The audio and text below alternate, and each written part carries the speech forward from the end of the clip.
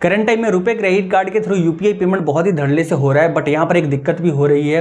तो अगर आप सोच रहे हैं कि आपके खाते में पैसा नहीं है लेकिन आपके पास में रुपए नेटवर्क वाला क्रेडिट कार्ड है जिसे आपने लिंक कर लिया है अपने किसी भी एप्लीकेशन में, चाहे गूगल पे हो सकता है, फोन पे हो सकता है, पेटीएम हो सकता है, अमेजोन पे हो सकता है, कोई भी एप्लीकेशन हो सकता है जहां पर आपने लिंक कर रखा है, और आप सोचेंगे कि कहीं पर जा रहे हैं वहां पर हमारे पास पैसा नहीं है फिर भी हम इसके थ्रू पेमेंट कर देंगे, तो आप बिल्कुल ही गलत सोच रहे हैं। क्योंकि बहुत बार ऐसा हो रहा है कि आप जब अपने रुपए नेटवर्क वाले क्रेडिट कार्ड के थ्रू पेमेंट कर रहे हैं तो पेमेंट ही सक्सेस नहीं हो रहा है। तो आप किसी दुविधा में न फंस जाओ, इसलिए आप इस वीडियो में लास्ट तक बने रहिएगा कि आपको क्या कुछ सतर्कता बरतनी है जिसके थ्रू आपका जो पेमेंट फेल्ड ना हो, या आप जा रहे हो तो आपको ऐसी जो प्रॉब्लम है फेस करनी ना पड़े कहीं पर। तो मैं आपको बताना चाहूंगा कि आखिर ये जो पेमेंट फेल्ड होने के रीजन क्या क्या है, थोड़ा सा मैं इसके बारे में आपको बता देता हूँ। फर्स्ट रीजन ये हो सकता है कि आपके पास में अभी ये रुपए नेटवर्क वाला न्यू क्रेडिट कार्ड आया हुआ है और आपने अभी तक इसका ई कॉमर्स ट्रांजेक्शन या ऑनलाइन ट्रांजेक्शन इनेबल ही ना किया हो। तो अगर आप इसे इनेबल करते हैं फिर आप ट्रांजेक्शन करेंगे तो ट्रांजेक्शन सक्सेसफुल होने लग जाएगा। लेकिन अगर आपने ये प्रोसेस को कंप्लीट कर लिया, यानी आपने अपना ऑनलाइन ट्रांजेक्शन को एक्टिवेट कर रखा है, फिर भी आप पेमेंट कर रहे हो तो नहीं हो रहा है, तो आप एक बार जो है बिजनेस अकाउंट जिसका भी आप स्कैन कर रहे हो उसके भी जरूर से चेक कर लीजिएगा कि उनके ऊपर ये जो सर्विस है इनेबल है या नहीं। क्योंकि जो भी बिजनेस होल्डर हैं मैक्सिमम ऐसे देखे जा रहे हैं कि वे जो है रुपए क्रेडिट कार्ड से पेमेंट एक्सेप्ट को इनेबल नहीं बल्कि डिसेबल करके रख रहे हैं। तो अगर वो डिसेबल है तो आप कितनी भी ट्राई कर लो आपका पेमेंट फेल्ड ही होगा। तो आप उन्हें बोल सकते हो कि आप अपने जो इस सर्विस को इनेबल कर दीजिए, 2000 रुपये तक अगर आप पेमेंट एक्सेप्ट करेंगे तो आपको कोई भी चार्जेस नहीं लगेगा। तो अगर वो आपकी बातों से कन्विंस हो जाते हैं और वो अपने इस सर्विस को एक्टिवेट कर लेते हैं, फिर आप अपने रुपए नेटवर्क वाले क्रेडिट कार्ड के थ्रू पेमेंट करेंगे तो हो जाएगा। बट इसके बावजूद भी कई यूजर्स का पेमेंट फेल्ड हो रहा है, तो इसके भी रीजन मैं आपको बता देता हूं और सोल्यूशन भी बता देता हूं। मान लीजिए आपने अपना ऑनलाइन ट्रांजेक्शन भी एक्टिवेट कर रखा है और जिससे आप पेमेंट कर रहे हैं उन्होंने भी जो है रुपए क्रेडिट कार्ड के थ्रू पेमेंट एक्सेप्ट करने को इनेबल करके रखा है, लेकिन आप पेमेंट कर रहे हो तो फेल्ड हो रहा है। तो इसका मतलब ये है कि आपने जो है 2000 से ज्यादा की लिमिट ट्रांसफर कर ली है 24 आवर्स में।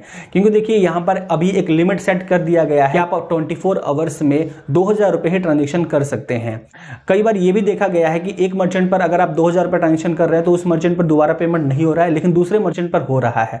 लेकिन ये कुछ बैंक का ही हो रहा है। जैसे कि आईसीआईसीआई बैंक के क्रेडिट कार्ड की बात करूं तो आप एक दिन में 3 ट्रांजेक्शन कर सकते हैं, लेकिन 2000 से कम का, जैसे कि एक 1800 का कर लिया, एक 1500 का कर लिया, एक 1000 रुपए का कर लिया, तो ऐसे करके हो रहा है। लेकिन आप तीनों ही ट्रांजेक्शन 2-2000 का करने की कोशिश करोगे या सेम अमाउंट का, मान लो 1900 का फर्स्ट टाइम आपने किया, अगेन आप 1900 का करोगे, अगेन आप 1900 का करोगे, तो तीनों ट्रांजेक्शन नहीं होगा। पहला एक या दो ट्रांजेक्शन आपका कंप्लीट हो जाएगा लेकिन तीसरा ट्रांजेक्शन आपका फेल्ड हो जाएगा। तो ऐसा भी देखा जा रहा है।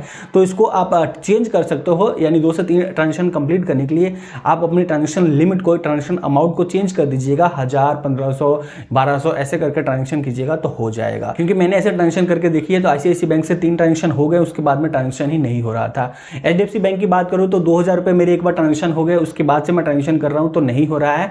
24 से 48 घंटे हो चुके हैं लेकिन अभी भी नहीं हो रहा है। तो इसका सोल्यूशन ये है कि आप मर्चेंट अकाउंट को चेंज करके देखिए, क्योंकि मैंने मर्चेंट अकाउंट को चेंज करके देखा तो वहां पर फिर से एक ट्रांजेक्शन हो गया। तो 24 घंटे में मैं 2000 रुपए तक एक क्रेडिट कार्ड से ट्रांसफर कर पा रहा हूं। बट आप जो है सिर्फ अपने क्रेडिट कार्ड की लिमिट को बैंक अकाउंट में ट्रांसफर करने के लिए इस प्रोसेस को यूज कर रहे थे, क्योंकि बहुत सारे यूजर्स ऐसे हैं कि उनके पास में एक ही मर्चेंट है और उसी मर्चेंट पर बार-बार ट्रांजेक्शन कर रहे हैं। तो उस कंडीशन में ये प्रोसेस भी काम का नहीं होगा, क्योंकि आपके पास में एक ही क्यूआर कोड है। जो बैंक है उनको ये लग रहा है कि ये मनी को सिर्फ रोटेट कर रहा है, इसका कोई भी पर्पस नहीं है यूज करने का, रोटेशन के लिए ही ऐसी ट्रांजेक्शन कर रहा है। तो उस कंडीशन में आपका जो ट्रांजेक्शन है फेल्ड कर दिया जा रहा है। रुपए क्रेडिट कार्ड से यूपीआई पेमेंट फेल्ड होने का जो भी अभी रीजंस थे वो मैंने आपके साथ में शेयर कर दिया, इसके सॉल्यूशंस भी मैंने आपको बता दिया। और कोई डाउट है तो आप हमारी इस वीडियो को चेकआउट कर सकते हैं, क्योंकि इस वीडियो में मैंने आपको प्रैक्टिकल सारी चीजें करके दिखाई हुई हैं। वीडियो का लिंक प्राइवेट में दे दूंगा, जरूर से देख लीजिएगा।